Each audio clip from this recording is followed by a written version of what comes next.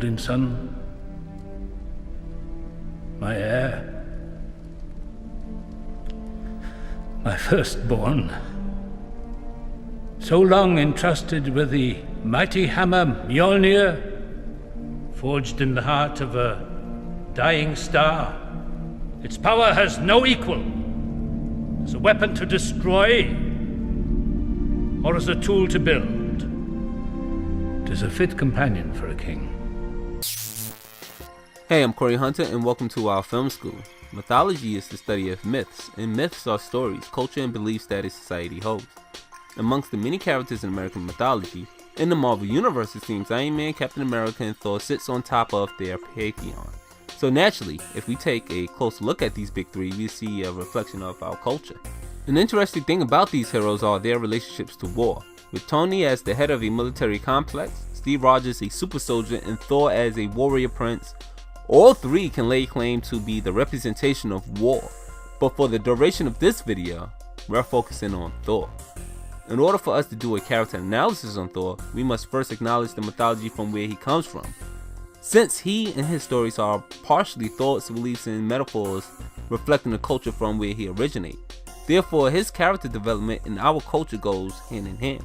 In the film, it's quickly established that this universe isn't the Asgard from Norse mythology. Though they do think of themselves as gods, they are first and foremost known as the Asgardians, a race of aliens. In this way, the legends that contains the cultural and religious aspects of Norse mythology is changed. Odin isn't as cruel. The gods Tyr and Balder, amongst other gods, are nowhere to be found. And in addition, we have the Warriors 3, original characters of Marvel with no ties to Norse mythology, whom seems to be heavily influenced by the Shakespearean era. Instead of cultural references coming from the myths of their origin, the entire Thor universe is influenced heavily by American culture. However, it's Thor himself who undergoes the biggest transformation due to culture. Marvel's Thor lacks the red hair, dark eyes, and ignorance of the Thor myth. Instead, he possesses golden hair, blue eyes, and eventually comes to possess wisdom. His isn't the tale of a wrathful and drunken god, but of an Asgardian prince, whose obstacles prove to make him worthy, much in the image of Christ and King Arthur. These changes are made to make him more accessible to the audiences, therefore making him more American than Viking in the process. Thor is unlike the other heroes of Marvel in that he's not human. Where the others become heroes over time, Thor is far older than the others, and therefore when we're introduced to him, he's already a god.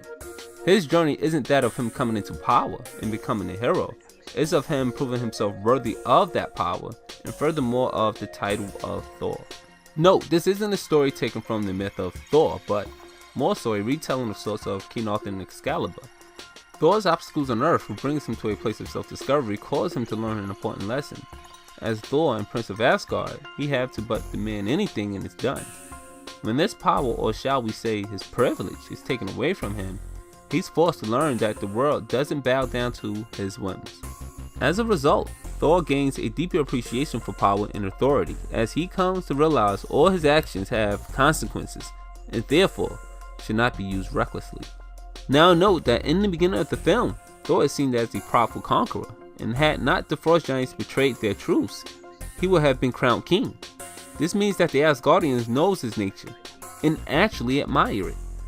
Even Odin sees Thor power admirable to an extent, and that is because that's the underlying nature of the Asgardians, or at the very least, the Royal Family.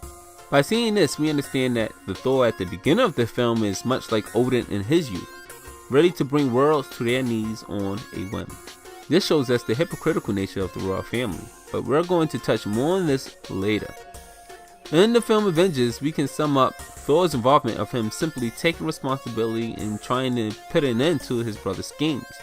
But there is more happening here than just that. Here we can see two sides of the same coin. Both Thor and Loki are considered by myth to be gods. Now gods in the traditional sense, and when I say that I mean in comparison to the Greek gods, whom we're most familiar with, they are often wrathful and vengeful, constantly taking action to validate their position amongst their pantheon. Loki clearly displayed these same qualities and shows us the result of such power unchecked. Loki is motivated by greed, selfishness, entitlement, a strong sense of superiority, and a lust for power. It is these qualities that leads to his invasion of Earth and ultimately his defeat. Once again, we're given insight into the nature of the royal family, but more on that later. Now, continuing the family drama of Thor and the Avengers, Thor: The Dark World focus on Thor as he struggles with what it means to be king. Not much here happens, but the little that does happen doesn't mean much until it's all put into perspective in Thor: Ragnarok. So, moving along, we have Avengers: Age of Ultron. Of all the Avengers, Thor gets the shortest story arc in this film. Even so, we're given two things. Thor struggling with his idea of himself being worthy and this fear that he will be the cause of Asgard's destruction. Now, up until this point, it has been known that Thor can lift the hammer because he's worthy. And what that means has never been explored until now. We assume that he's worthy after the first movie because he's heroic, brave, and all those other good qualities. That is until we have this moment. Here we see Tony, Steve, Hawkeye, and even Rhodey trying to lift the hammer but can't. What's interesting here is that these men are all heroic. They are all brave, honorable, self-sacrificing good men, yet no one can lift the hammer. So what does it mean to be worthy? Well, even though that isn't exactly explored in this film, we do see that it is something Thor thinks about, which contributes to the nightmare he experienced, the one Scarlet Witch triggers in him. In his nightmare, we see his destructive nature destroying Asgardians, and this causes Thor to question if he is indeed worthy despite being able to wield his magical hammer. To spell it out, this nightmare is not only a foreshadowing of this to come, but also a reflection of the destructive nature of his family, a trait that he has inherited. This brings us to Thor: Ragnarok, where Thor, after experiencing this nightmare, tries to find a way to prevent it, and indeed he does, potentially saving Asgard. With this victory, he returns to Asgard, and this is when all the miscellaneous storylines of the past films begin to make sense. Now here goes a quick rundown so we can get to the meat of it all, so spoiler alert. Here, we find out that Hela is Thor's sister and through extension part of the royal family, and heir to the throne. After being freed from her prison, she returns to Asgard, where we have our big reveal that Odin wasn't always a benevolent god, and was once a conqueror, with Hela as his main god, so to speak.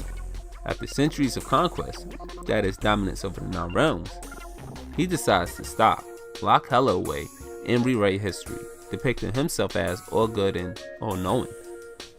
Meanwhile, Thor is knocked off course and onto a strange planet and struggles to make it back to Asgard, to face his sister and save his people. Fun fact, this planet is a mirror image of Asgard in terms of colonization, ruled by a guy who uses his slaves as gladiators to distract the masses. This has an impact on Thor as well as his father's words. Those words being, Asgard is not a place, and never was, it's a people.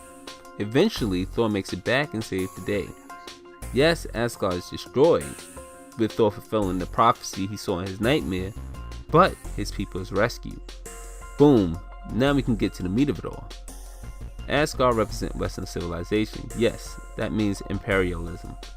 That means they gained their riches, power, and position through conquest. Or, in other words, killing, murdering, and stealing.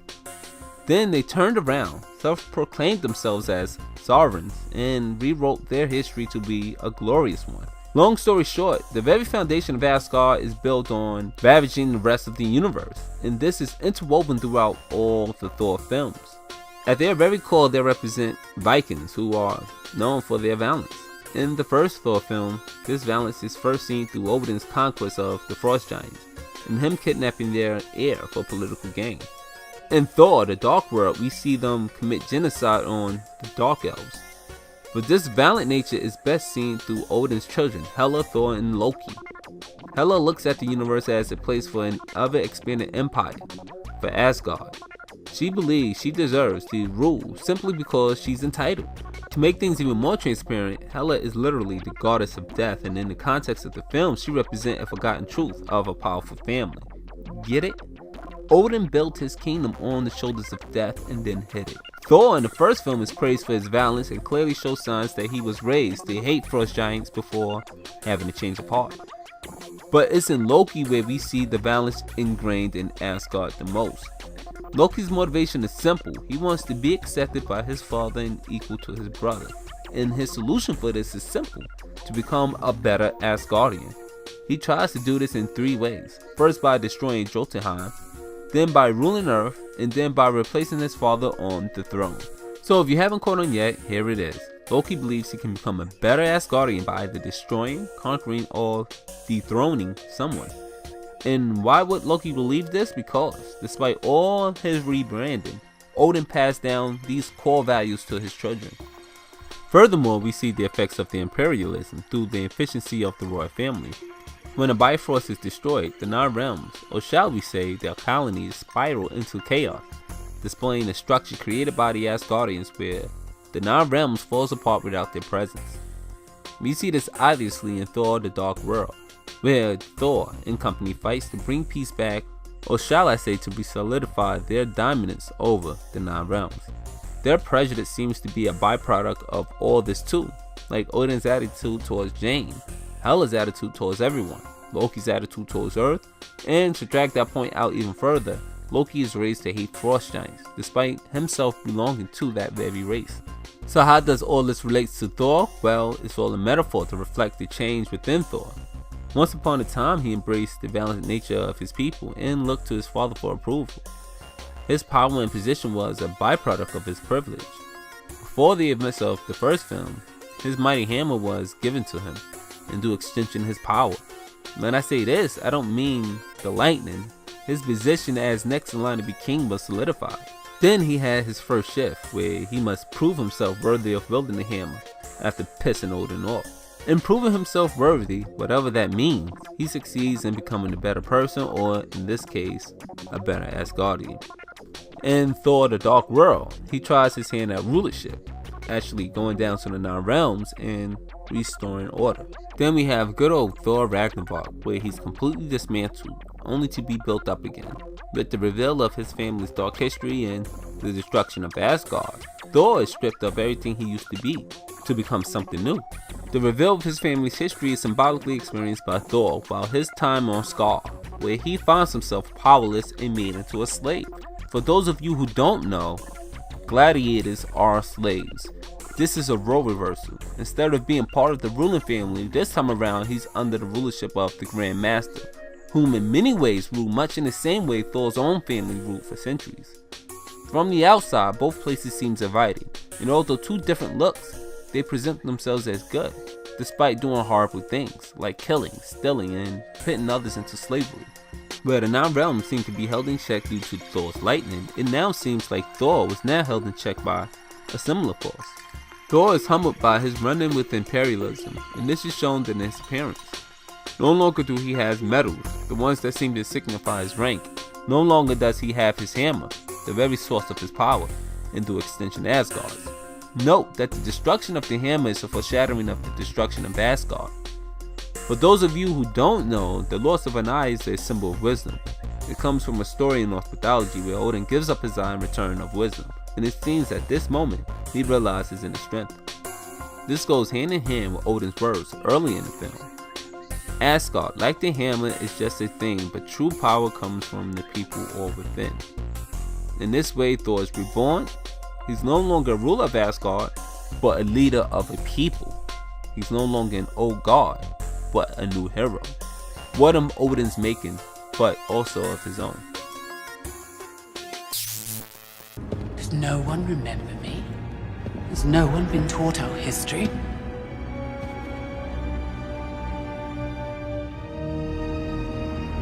Look at these lies. Goblets and garden parties? Peace treaties? Odin, proud to have it, shamed of how he got it. Do you not truly feel the gravity of your crimes? Wherever you go, there is war, ruin, and death. I went down to Midgard to rule the people of Earth as a benevolent god. Just like you. We are not gods. We're born, we live, we die, just as humans do. Give or take 5,000 years. All this because Loki desires a throne. It is my birthright. We were unstoppable. I was his weapon in the conquest that built Asgard's empire. One by one, the realms became ours. But then, simply because my ambition outgrew his, he banished me, caged me, locked me away like an animal. Before that, Asgard's warriors were honored, their bodies buried as heroes beneath this very palace. Why have you done this? To prove to Father that I am a worthy son. When he wakes, I will have saved his life. I will have destroyed that race of monsters, and I will be true heir to the throne. You can't kill an entire race. Why not? And what is this newfound love for the Frost Giants? You could have killed them all with your bare hands. That changed. The Jotuns must learn to fear me, just as they once feared you. That's pride and vanity talking, not leadership. You've forgotten everything I taught you. But a warrior's patience. While you wait and be patient, the Nine Realms laugh at us. The old ways are done, you'd stand giving speeches while Asgard falls. You are a vain, greedy, cruel boy! And you are an old man and a fool!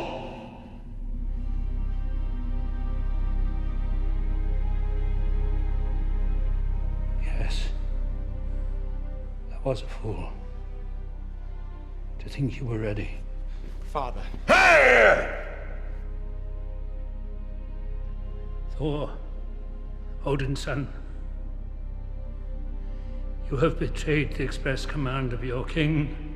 Through your arrogance and stupidity, you have opened these peaceful realms and innocent lives to the horror and desolation of war!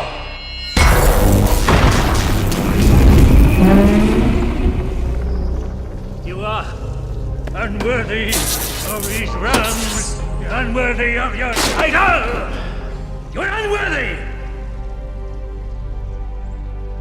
of the loved ones you have betrayed.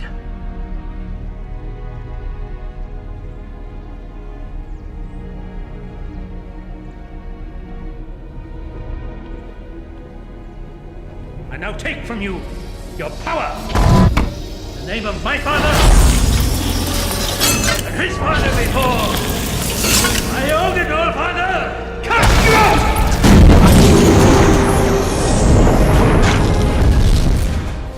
Father, I cannot be king of Asgard. I will protect Asgard and all the realms with my last and every breath, but I cannot do so from that chair. Loki, for all his grave imbalance, understood rule as I know I never will.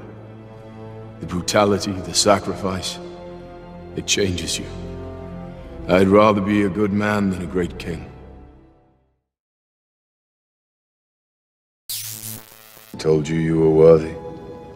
Said the same thing to me. Odin and I drowned entire civilizations in blood and tears. Where do you think all this gold came from? And then, one day he decided to become a benevolent king. To foster peace, to protect life.